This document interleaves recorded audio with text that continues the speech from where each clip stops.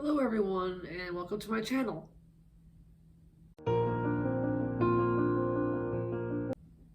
So today's video is a wrap-up, or a review rather, of what I read this week, for the week of March 19th to the 25th.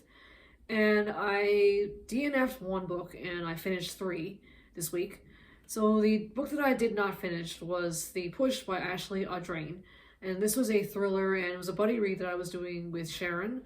And we got to the halfway point of the book, and we decided to just drop the book because it was there's a lot of issues with the book. It was dealing with some topics that are very intense, and it's not cutesy or anything like that. It's like mentally draining. It's just something that's can be very triggering. So the book is about a new mom and how the experience you have when you're bonding with your new child. And so this book centers around the fact that there is no bonding going on. So that is very intense, and it's not something that's fun to read about. So we had to drop it and then pick a different book. And so the other books that I finished 3. So the first one that I finished was Taken at the Flood, and this is a book by Agatha Christie, and it is 29 in the Hercule Poirot series. And on Goodreads it's listed as 29. I think there's some other websites that listed in a different order in the series, but I'm going to go with 29. And so the premise of this book revolves around a widow by the name of Rosaline Claude, and her husband has just died. So in his will, he has a large amount of money that she could stand to inherit. So she wants to have this money. And I think that as you go through the book, something happens. I think there's a death that happens, and so Poirot comes in and tries to figure out what had actually happened. And I gave this book 3 wontons out of 5. It was okay. It wasn't one of my favorites. The mystery was kind of slow, and I found the characters not all that interesting to me. Poirot he shows up briefly in the beginning, but he doesn't reappear again until halfway through the book. And when I'm reading a Poirot mystery novel, I prefer to see him throughout the whole novel. So this one, it was a little bit disappointing. It was okay, but it wasn't what I was expecting. And so the next book in the series is Mrs. McGinty is Dead. So I'm going to be picking that one up next. So hopefully this one will be a better read. And then the second book that I finished is a middle grade mystery, and this was for the Cozy Escape Book Club that Courtney from Cortagonist hosts on her channel. And so the book is called Nooks and Crannies, and it centers around this little girl named Tabitha, and she lives with her parents, and her home life is not the greatest. Her parents are not the most loving people. They're very critical. They talk down to her. They're not positive around her. And one day she received a letter from this wealthy woman inviting her to come to her estate. This wealthy woman is a countess. And we find out that she is one of 6 children that have received they received the same kind of letter inviting them to her home, this countess's home, to stay. And the reason why she's inviting them all is because she's trying to find her missing grandchild. And so once she finds that missing grandchild, they will be inheriting a large amount of money. I think like £100,000. So Tabitha, well, she's an only child, so she doesn't have any siblings, and she's doesn't have a whole lot of friends either. The only friend that she really has is this little mouse named Heverly. And so Tabitha and her parents go to this estate, and they meet up with the other 5 children, and their parents.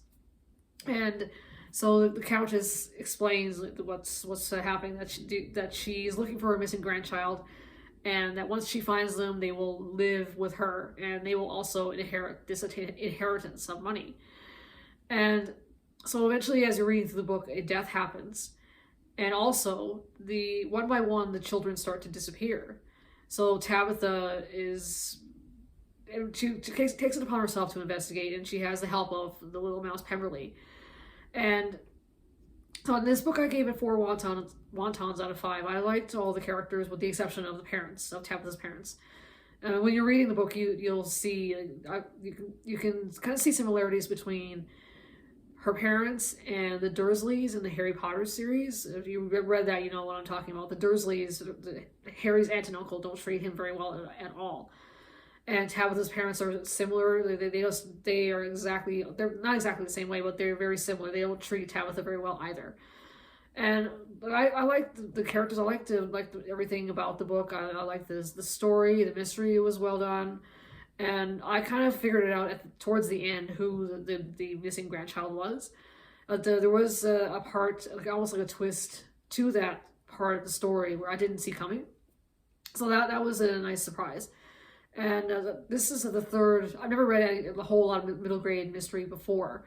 And so this is the third I've read, and the other two were Winter House and the first book in the Myrtle Hardcastle series. I forget the title of it now, and I enjoyed those two as well. So I'm definitely interested to read more middle grade. And so if you have if you that are watching have read a lot of middle grade, I'd be really interested to hear about these books. So if you want to post in the comments, I'm looking for recommendations. So the final book that I finished is Closely Harbored Secrets, and this is book number 5 in the Seaside Cafe series by Brie Baker, and this is a cozy mystery. So this book, the main character is Everly Swan, and she runs a cafe where she sells different flavors of tea, and also she serves like sandwiches and soups and things like that. And so it's run. She has her little business is on the beach, and it's set around close to Halloween. So her great aunts Fran and Clara, they are organizing a haunted hike, and so a couple of the local people, they are part of this hike where they dress up as characters or people in these ghost stories that are going to be told during this hike. And so one day Everly is out walking around, and she finds one of the people that is involved in this haunted hike, Dixie, on the ground, and she's bleeding, and she's been stabbed. We find out that she's been stabbed, and she unfortunately doesn't survive.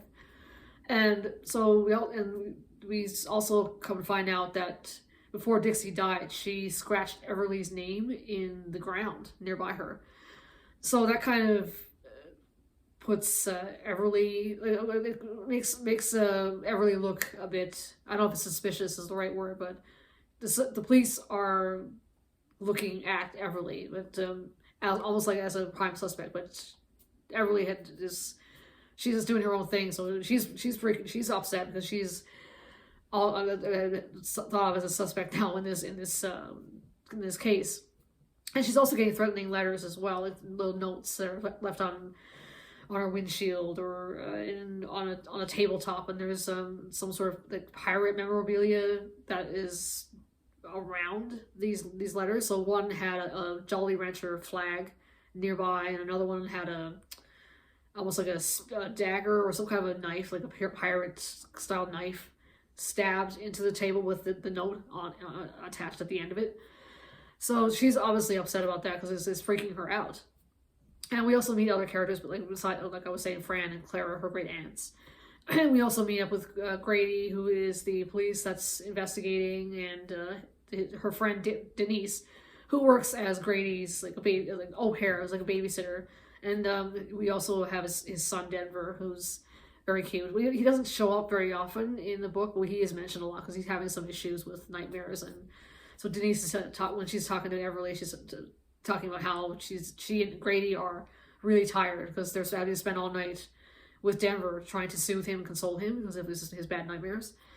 So then we have that aspect of it as well. And so this book I gave 4 wontons out of 5. I enjoyed it. I liked the story. I hadn't mentioned there was a kind of like a sub story, like a subplot that's involved with it somehow connects to Dixie with another group of people that lived a long time ago. But whatever happened in that with those in the story of these other people. It comes around, and it's connected to what happens with Dixie. And there's also a treasure involved, and with this subplot. And like I was saying, I like this book. I like the mystery. I like the characters. They're all really, really good. And this is there's 2 other books in this series, and I think the series is finished. I don't think that Brie Baker is writing any more in the series, so I'll be picking up the next book very soon. So I think I'll probably be finished on this series, or have it all done by the end of April. So that is what I have read this week. What have you been reading this week, and what did you think of them? Did you like them? I'd be interested to read your comments, if you'd like to post your comments on whatever you're reading. So that's the end of this video. If you liked, please like and subscribe, and I hope you enjoy the rest of your weekend, and then I will see you in my next video. Bye for now.